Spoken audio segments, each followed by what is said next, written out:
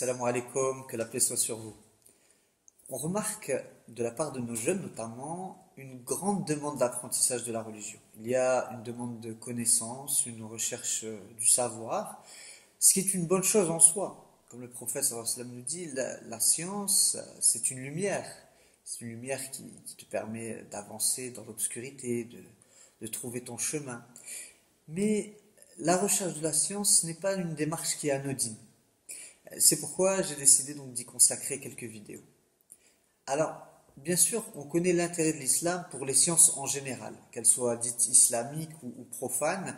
On sait à quel point la civilisation musulmane a développé des sciences telles que les mathématiques, la médecine, l'astronomie, la philosophie.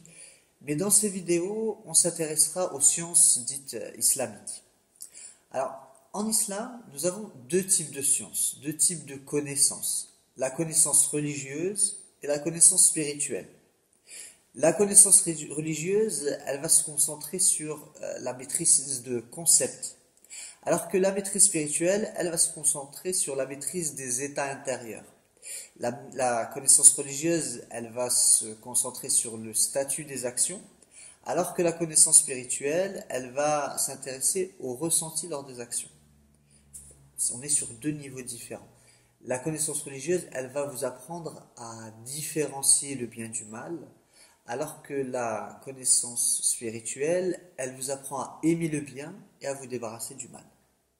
Dans la science religieuse, on va apprendre que les actes sont valables que s'ils sont faits uniquement pour Dieu. Et dans la science spirituelle, on apprend à avoir pour seul objectif Allah. Donc on est sur deux plans différents, qui n'ont pas les mêmes objectifs, qui n'utilisent pas les mêmes moyens, mais qui sont complémentaires. L'un ne va pas sans l'autre. La science religieuse, on va l'appeler en arabe ilmu al-sharia, la science de la loi. On y apprend la jurisprudence, le dogme, la science du hadith, usul fiqh. Et la science spirituelle, on l'appelle ilmu al-tazkiya, la science de la purification, qui elle vise à éduquer l'âme, l'ego, qui va se baser sur notamment le dhikr, l'évocation d'Allah, et la suhba, la compagnie des pieux. Et le prophète sallallahu alayhi wa sallam, eh bien, il fut le plus grand maître de ces sciences. Allah nous dit هو الذي بعث في الأميين رسولا منهم يتلو عليهم آياته ويزكيهم ويعلمهم الكتاب والحكمة. C'est lui qui a envoyé à des gens sans livre un messager des leurs qui leur récite ces versets, les purifie et leur enseigne le livre et la sagesse. Et la sagesse, les savants l'interprètent par la sunna. Donc leur enseigne le livre et la sagesse, donc leur enseigne le livre et la sunna, al-kitab wa sunna, donc al-sharia, la loi. Dans ce verset, Dieu nous dit d'abord que le prophète sallallahu alayhi wa sallam les purifie. Yuzakkihim, ilmu at-tazkiya, il les purifie. La science de la purification, la science spirituelle. Et ensuite, il nous dit qu'il leur enseigne le livre et la sunna, donc la loi. Et c'est ainsi qu'ont procédé les générations qui ont suivi.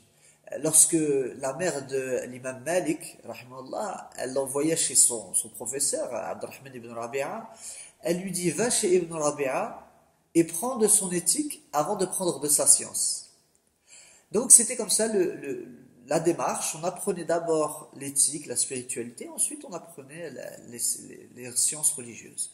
Aujourd'hui, on a plutôt l'inverse. Lorsqu'un jeune veut apprendre sa religion, il va tout de suite penser à apprendre les obligations des ablutions, de la prière, il va apprendre des parties du Coran, parfois même il veut commencer par la aqida, la science du dogme.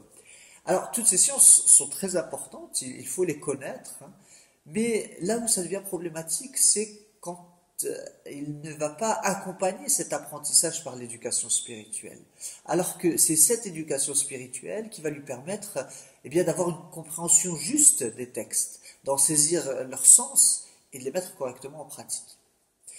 Donc, dans le sens inverse également, la spiritualité a également besoin de la science religieuse. Elle en est d'ailleurs la porte d'entrée, comme le disent les maîtres spirituels. Ils disent « Al-Shari'a babul haqiqa ». La loi, c'est la porte de la réalisation. Donc, dans cette vidéo, on voit l'importance de trouver l'équilibre entre la science du faire et la science de l'être, la science religieuse et la science spirituelle. Dans une prochaine vidéo, on continuera à développer ce sujet et on s'intéressera à comment acquérir ces sciences.